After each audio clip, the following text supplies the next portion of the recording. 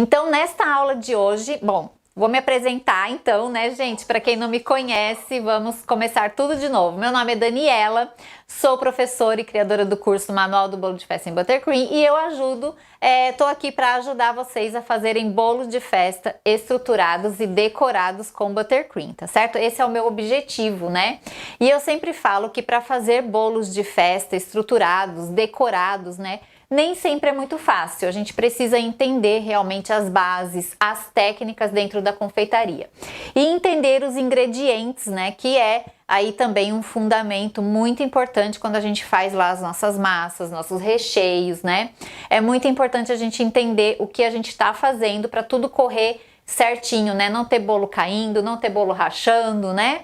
Tudo bem certinho, que a nossa massa dê certo, né? Então a gente precisa entender bem os ingredientes, tá certo? Então hoje nós vamos falar sobre fermento químico, né? Nesta aula nós vamos falar sobre fermento químico e bicarbonato de sódio, tá? Que são dois agentes aí de fermentação para nossa massa de bolo. Existe a fermentação química e a fermentação mecânica, né? Que a gente utiliza aí nas nossas massas de bolo. Então a gente vai falar um pouquinho sobre cada uma delas, mas a gente vai começar falando sobre a fermentação química. Então, o nosso objetivo com a fermentação é o quê? Quando a gente coloca fermento na nossa massa de bolo, é o que a gente quer? A gente quer trazer maciez, a gente quer trazer que a nossa massa cresça, fique fofa, né, saborosa. Então, isso que é o objetivo da fermentação, né? Que a massa cresça fofa e saborosa, não tenha nenhum problema aí no crescimento, tá certo? Esse é o objetivo da nossa massa. Então, quando que a gente usa bicarbonato e quando que a gente usa o fermento químico, tá? Vamos entender um pouquinho o que cada componente desse tem, né? O que tem dentro desses potinhos, tá? Então, vamos falar um pouquinho sobre o fermento químico, tá? Que é esse aqui é o bicarbonato de sódio. Então, o fermento químico, ele tem aqui dentro, tá, desse potinho, ele é composto por bicarbonato de sódio, que é a base, tá? E nós temos um ingrediente ácido junto aqui nesse potinho, tá? Então, ele é composto pelo ingrediente ácido, que pode ser o cremor de tártaro, ou esse disfosfato disódico, tá? Ou também você pode encontrar um outro tipo de ácido, tá? Então precisa ter o ácido, a base, que é o bicarbonato de sódio, e amido, tá? Tem que ter esses três ingredientes aqui dentro do fermento químico. Por quê? O amido, ele dá consistência aqui para o fermento também e dá uma estabilidade, tá?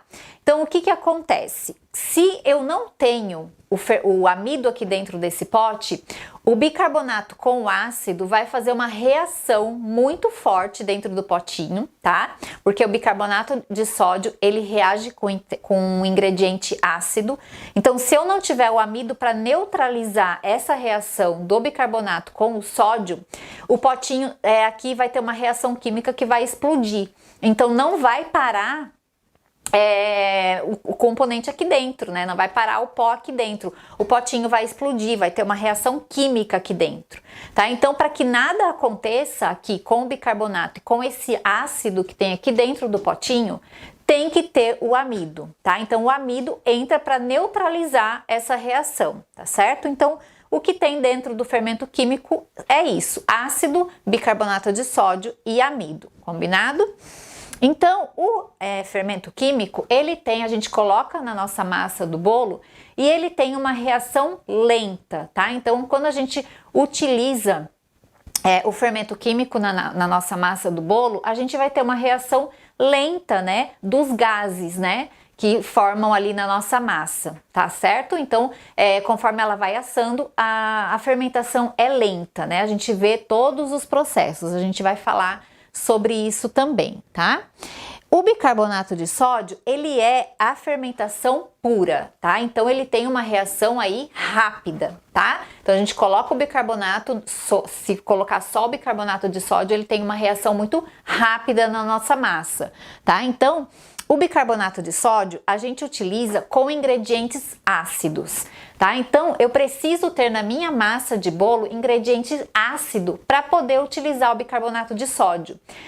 Então o que a gente precisa ter na nossa massa? Por exemplo, uma massa que tem lá limão, uma massa que tem iogurte, uma massa que tem cacau, uma massa que tem o mel, açúcar mascavo, buttermilk, né, que é aquele soro que a gente tira da manteiga, ou o próprio buttermilk que a gente faz com leite desnatado, coloca uma colher de vinagre, né, que a gente utiliza muito no bolo Red Velvet, por exemplo, né, vinagre, né, então tudo que tem ácido, né, se tem algum componente ácido na nossa receita, a gente geralmente utiliza o bicarbonato de sódio, tá? Então ele tem uma reação rápida, né, o bicarbonato de sódio. Só que como que eu utilizo na minha massa do bolo? Eu não posso utilizar só o bicarbonato de sódio, eu tenho que fazer uma composição aqui, né, uma proporção com o fermento químico, porque a gente, ao mesmo tempo que a gente quer a reação do bicarbonato de sódio, a gente quer a reação do fermento químico, que a gente quer que a nossa massa cresça lentamente, né? Então, aqui a gente já tem o ácido, né, no bicarbonato de sódio. Só que quando a gente entra na nossa massa do bolo com um ingrediente ácido, a gente aumentou a carga de ácido na nossa massa do bolo. Então a gente precisa vir com o bicarbonato de sódio para que esse ácido, né, a gente consiga neutralizar um pouquinho dessa acidez na massa. E com isso, a gente vai ter uma massa mais fofa, mais saborosa, tá? E mais, dependendo aí da cor, né, mais, se a gente, por exemplo, na massa de chocolate, a gente consegue deixar a massa mais escura, na massa Red Velvet, que é o bolo vermelho, a cor mais intensa. Então é responsável também para realçar a cor da massa. Então numa massa de iogurte, por exemplo, né, que é uma massa branca, a massa vai ficar um pouco mais dourada. Tá? Por quê? Porque a gente utilizou o fermento químico, o bicarbonato de sódio, junto com o fermento químico. A proporção geralmente ou é meio a meio ou é 70%, 70-30, tá? Então sempre o bicarbonato não passa ali de 50% da quantidade de fermento, tá? Então tem que cuidar nisso, porque o bicarbonato de sódio sempre ou é em maior quantidade ou é igual ao fermento químico, tá? Então, cuidando disso no equilíbrio ali da receita, tá certo? Então, ele reduz a acidez, né, da massa, deixando, como eu falei, a massa mais saborosa, mais fofinha, né? Dependendo se é uma massa de chocolate, deixa a massa numa cor mais bonita, né? Quando a gente utiliza lá um cacau mesmo, tá? Não chocolate em pó, tá? Porque o cacau, ele é mais ácido, né? Então, é isso. Você vai ver também que em algumas massas que vai muitas especiarias, né? Canela, gengibre, cravo, algumas massas nesse sentido também, às vezes a gente tem a presença do bicarbonato de sódio, né? Então, quando você vê numa receita a presença do bicarbonato de sódio numa massa de bolo, equilibrando ali com o fermento, você pode ter certeza que na massa tem algum ingrediente ácido, tá? A gente não utiliza o bicarbonato se não tem um ingrediente ácido na receita, daí só vai o fermento químico, tá? Ou se tem também, às vezes, um ingrediente ácido, mas é numa quantidade muito pouquinha que não vale a pena colocar o bicarbonato de sódio de repente, tá? Então, tudo vai depender do equilíbrio da receita, né? Mas geralmente quando tem ácido, tem bicarbonato de sódio na receita, certo? Tudo bem até aí?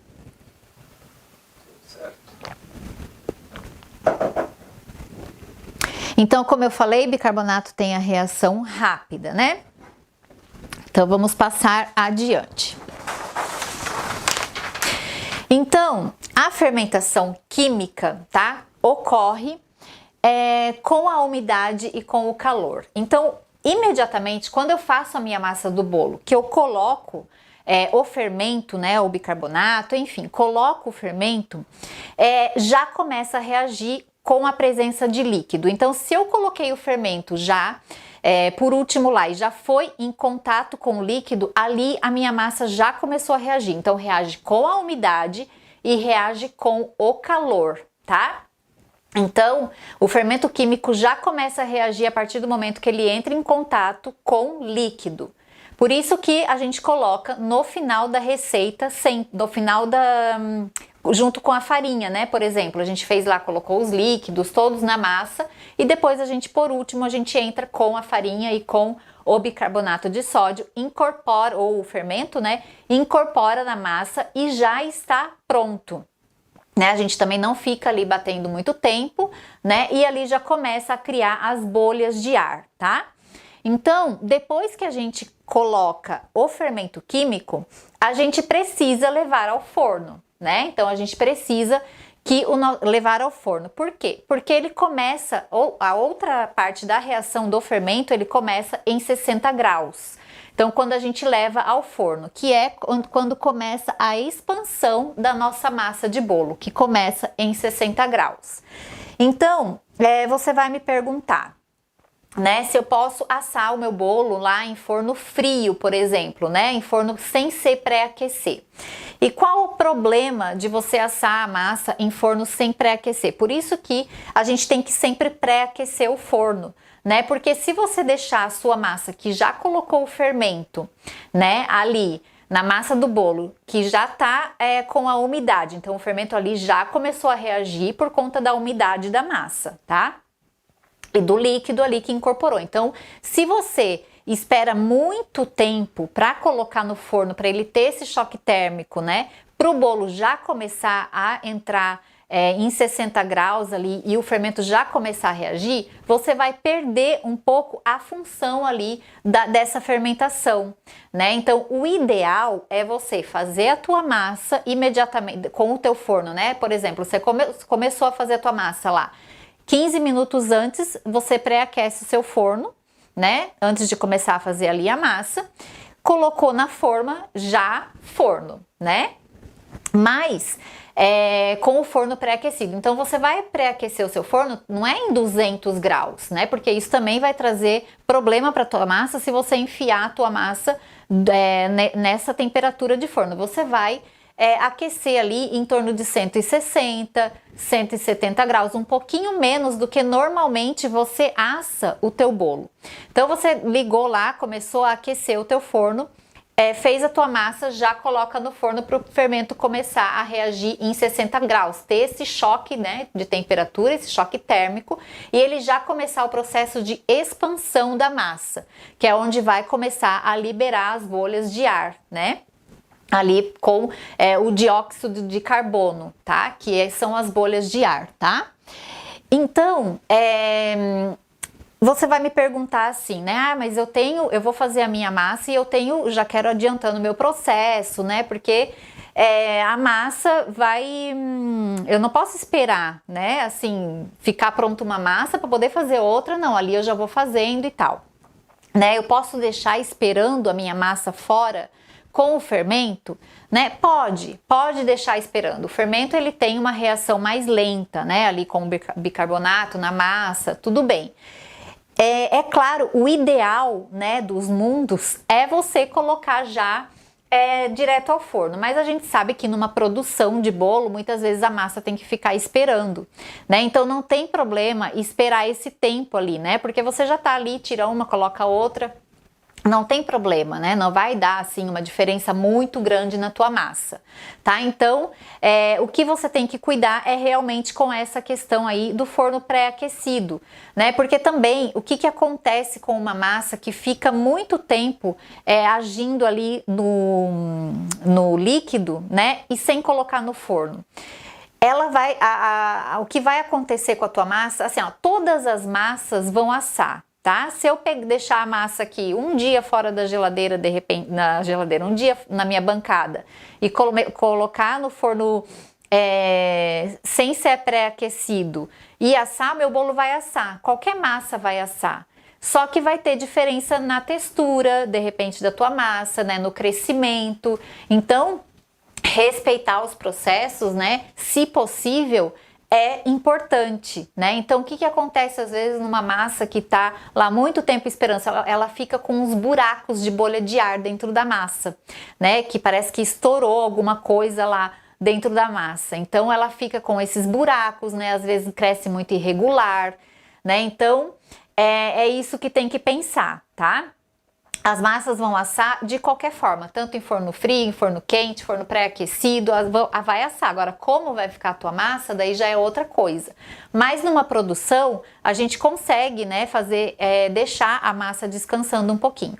Outra coisa também que pode ser feito é levar a tua massa para a geladeira, porque na geladeira o fermento ele para, né, estabiliza um pouco, e aí depois você traz a sua massa em temperatura ambiente, volta para a temperatura ambiente, e aí você consegue assar, né? Então dá para fazer essa jogada também, tá? As massas de bolo dá até para congelar crua, tá? E aí congela, tira do congelador, coloca na geladeira e volta para a temperatura ambiente na bancada, e aí você leva para o forno. Vai ter o mesmo resultado de uma massa feita na hora na batedeira, colocou o fermento, colocou no forno pré-aquecido? Não vai. Você vai ver que vai dar alguma diferença. Agora, a massa vai assar, vai crescer? Vai crescer, vai assar, mas pode ser que fique menos fofa, que fique com alguns buraquinhos a mais ali na massa, entende?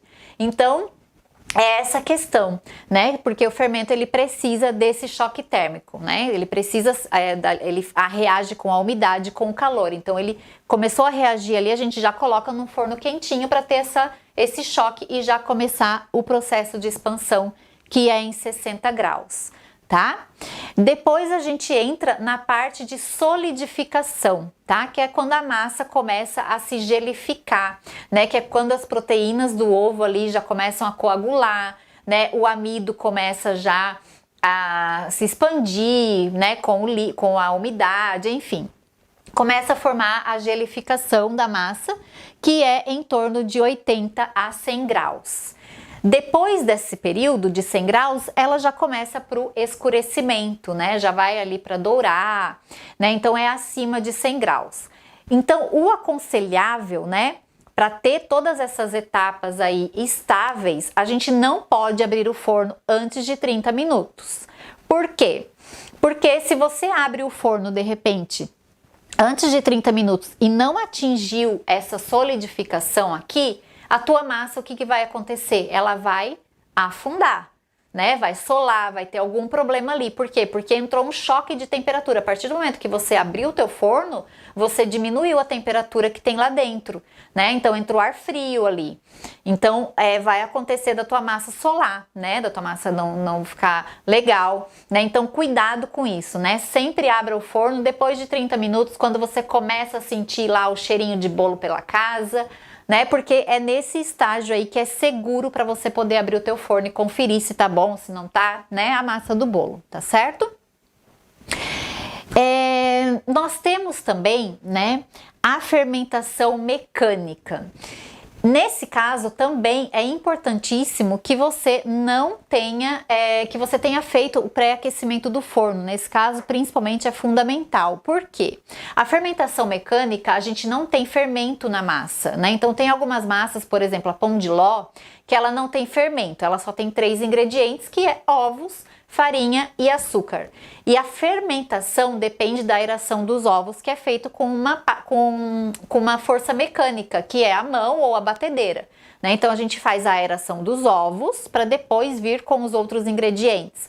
Essa aeração que vai formar, que vai fazer com que a nossa massa cresça. Então, se você não pré-aquece o forno nesse tipo de massa, o risco de você perder toda essa aeração que a gente fez com os ovos antes, que é o que depende o crescimento da tua massa, você vai perder, né? Corre o risco de perder. Então, até aquecer o forno, né? Ali a massa tá agindo, tá trabalhando, ela tá murchando, né? Então, você precisa já, quando faz esse tipo de massa, colocar no forno pré-aquecido para daí já começar a reação, né? A expansão da massa, no caso, né? Uma coisa que me perguntam muito, né? se eu posso utilizar farinha com fermento. Farinha com fermento, gente, para mim não precisava nem existir, tá? Por quê? A farinha com fermento, a gente não tem ali, não sabe exatamente quanto de fermento que tem na farinha ali, né? Então, por exemplo, eu preciso de 300 gramas de farinha. Quanto que vai de fermento? A gente não sabe colocando uma farinha com fermento. Então, eu prefiro ter o controle, né, de quanto de fermentação eu tô colocando na minha massa, tá certo? Então, é importante isso, não utilize farinha com fermento. Sempre farinha sem fermento e você controla a tua fermentação, né? Você controla o tanto de fermento que você vai colocar na tua massa, tá? Quanto à validade, né? Cuidar sempre com a validade do fermento, porque se você coloca um fermento que não está dentro da validade, né? Que não está fazendo a fermentação, você vai também não ter o crescimento correto ou às vezes não cresce nada da tua massa e sola, né? E tem aí vários problemas com a massa. Outra coisa, não tem salvação para uma massa também que não tem equilíbrio na receita, né? Então é o que eu sempre falo, a tua massa também tem que estar ali com todos os ingredientes em harmonia, né? Que é o tanto de farinha, o tanto de leite, o tanto de ovos, tudo em harmonia ali naquela receita para que também você tenha uma massa boa, né? Uma massa que cresça realmente corretamente, né? Então, às vezes, a gente põe a culpa no fermento, mas a questão está na composição ali dos ingredientes, né? Então, é isso que também a gente tem que prestar atenção, tá? O armazenamento. Sempre, o fermento não gosta de umidade, né? E de calor, tá? Então, assim, para você conservar o teu, ele gosta disso só na massa. Fora disso, ele precisa estar em ambiente seco, né? E fresco, né? Ambiente fresco e seco. Não guarde fermento na geladeira, porque a geladeira é um ambiente úmido, né? E muito gelado. Então, acaba aí que não é o ideal, né? Então você olhe no rótulo, né? O fabricante coloca ali como que você deve armazenar o seu fermento, né? Então procure ambiente aí seco e fresco para guardar, tá? Então vamos fazer um teste aqui, como que você vai ver se o fermento tá bom ou não, tá? Então, eu tenho aqui, ó, para testar o bicarbonato de sódio, a gente faz o teste no vinagre, né? Num ácido, tá? Num limão e o fermento a gente faz numa água, né? Uma água aí em temperatura ambiente dá também, ou numa água morna, tá? Gelada já fica mais complicado. Então, ó, eu vou colocar um pouquinho de bicarbonato de sódio aqui no vinagre e olha como já reage, né? Começa a borbulhar, tá? Então, ele vai em contato com um ácido, né? E o fermento químico, para a gente ver se tá bom, a gente coloca um pouquinho de água. Ó lá. E aí já também começa a fermentar, ó. Cria essas bolinhas de água, tá? Essas bolinhas de água, né? Essa fermentação, certo? Então, é isso que vocês precisam entender, né? Quando a gente trata aí de ingrediente, a gente precisa entender a função de cada coisa, né? A gente precisa entender os processos, né? Porque sem isso a gente realmente coloca lá, a gente só segue receita, né? Receita ali, a gente fica reprodutora de receita e não entende os processos. Por isso que é importante a gente entender as bases e os ingredientes para a gente conseguir entender o que acontece lá com o nosso bolo, o que acontece com a nossa massa, né? Procurar estudar mesmo, né? Então, era isso que eu tinha para falar sobre bicarbonato e fermento químico. Alguma dúvida? Se tem alguma dúvida? Tudo certo, a Ana tá aqui, tá dando oi no YouTube. Oi, Ana. No Facebook eles tinham falado que tava sem áudio, mas era no início. Uhum. No Instagram tá tudo certo também. Se ficar dúvida é só deixar, vai ficar gravada a live. Vai ficar salva. É isso mesmo. Tá Tá certo, gente? Então, muito obrigada pela aula de hoje. Espero que vocês tenham gostado e aproveite aí para assistir, reassistir e façam testes, né, nas receitas de vocês, que é muito importante a gente testar as coisas, tá bom? Então, muito obrigada, ó, já compartilhem a live, né? Deixa o joinha, curte aqui o nosso conteúdo, né, para que a gente possa trazer aí cada vez mais conteúdo para vocês, e semana que vem a gente volta então com mais aulas para vocês, tá bom? Até mais!